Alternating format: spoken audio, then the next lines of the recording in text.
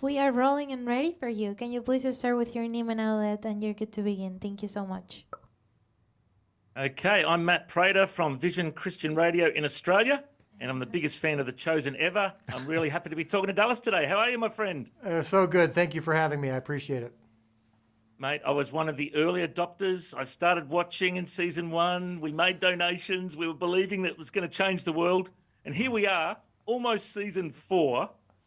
Tell us about season 4. You know, there's a lot of people that haven't seen it yet. Seen, 1, 2, and 3. Yeah. Let's try and convert people. Why should they watch The Chosen? Well, first of all, thank you. Thanks for having me on and for your kind words.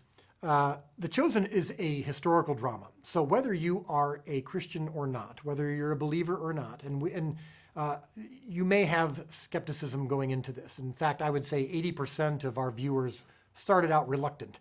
They either didn't want to watch another Bible show, they thought it would be cheesy or poorly done like a lot of other ones they've seen, or they were faithful Christians who were concerned that it wouldn't be biblical. And they've seen things that maybe aren't directly from Scripture, and so that concerns them. But one of the things I would say is if you listen to the people who've seen it, and now it's anywhere from 150 to 250 million people have seen at least one episode, the common thing we hear is either, if you're a non-believer, it's, wow, I found myself binge watching all 3 seasons because this is a historical drama and I love good television and I'm interested in seeing stories of the most influential human ever. Or if you're a believer, people saying, wow, I have never thought of this before and it's making my experience with Bible reading even more enriched. No one is saying it's replacing the Bible for me. They're all saying I'm reading the Bible more, or I'm more in love with Jesus than before. And now the Bible has come to life for me in a way that maybe it couldn't quite when it was just words on a page for me. I'm a more visual learner, so now it's helping me. All of those things have been proven true over these first 3 seasons. Season 4, this is where things really get even deeper and richer, in my opinion. This is the midpoint. This is the beginning of the end. This is where we explore some themes that are more mature than anything we've explored. If you look at season 3, that was challenging too. Simon and Eden, spoiler alert if you haven't seen it yet, but Simon and Eden experience a miscarriage, while at the same time they're seeing other people healed. Little James, who is crippled and is a follower of Jesus, played by a handicapped actor, asking questions of, hey, you're asking me to heal others, and yet I haven't been healed. What is that about? Asking questions that we ask today. And in season 4, we go full on into that. We experience loss, we experience suffering. Jesus is sad in season 4 because he's getting closer and closer to Holy Week. And when you see Jesus sad and Jesus frustrated, which is from Scripture, it makes you go, my goodness, how do we avoid that in the future? How do I avoid making Jesus sad? And that's hopefully what happens in season 4. But I think just watching all 4 seasons, or the first 3 seasons, if you haven't seen them yet, is going to give you a wide variety of emotions that hopefully is true of most good television. Well, I can't wait to see it out in cinemas. It's going to be massive. And, I just had shivers up my spine when you were just talking about little James, who is an actor who has cerebral palsy and scoliosis, because my son has cerebral palsy. And I'm a pastor. I see people healed regularly in my church and in my ministry. My son, who's 18, hasn't been healed yet, and we're believing for it one day. And we cried, we wept in that scene. I'm crying now, just because you brought in the reality of not everyone gets healed, but you can still heal others. You are tackling those tough subjects. Tell us why you're going there and you're, doing these controversial things in your show, because it's making people ask a lot of questions, isn't it? Yeah, and I think, well, thank you for sharing that. I think that if we're going to be authentic in this show, we have no choice but to explore all of the questions and struggles and doubts that people face when it comes to Christianity. Why does God allow suffering? Why does he heal some and not others? Where is Jesus in the midst of war, of oppression, of tribalism? The disciples at that time, the followers, the Jewish people at that time were thinking, okay, Messiah's here. That means we win. That means we win a war. That means we overcome our oppressors. And when that didn't happen, that caused a lot of confusion and frustration.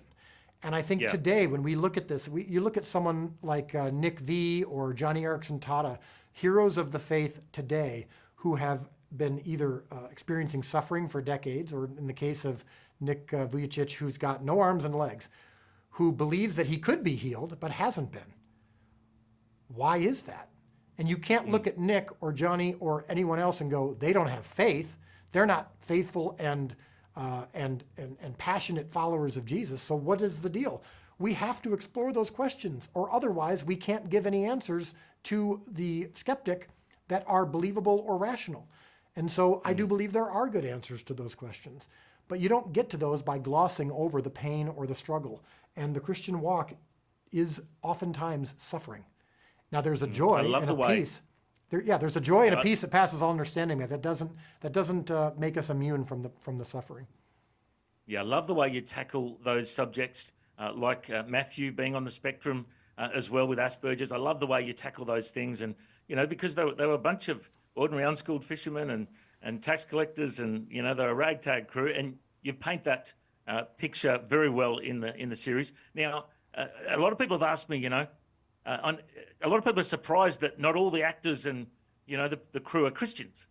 Are there many stories and testimonies of people going, "Yep, okay, this is the best thing ever. I'm in. I want to be a follower of Jesus"? Are you hearing stories like this? Well, of course, and I don't share names or personal stories from within our family of the chosen unless they choose to. And there's been a few who have gone public with it. Nick Shakur, who plays Zebedee, has been very vocal about his conversion experience on the show.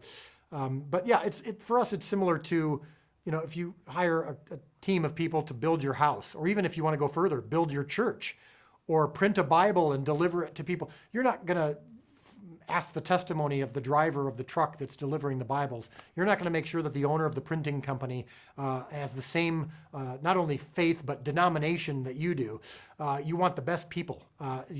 As long as the message doesn't change, the content doesn't change, you want the best people for the job. And so on The Chosen, our cast and crew come from a wide range of backgrounds, faith traditions, lack thereof.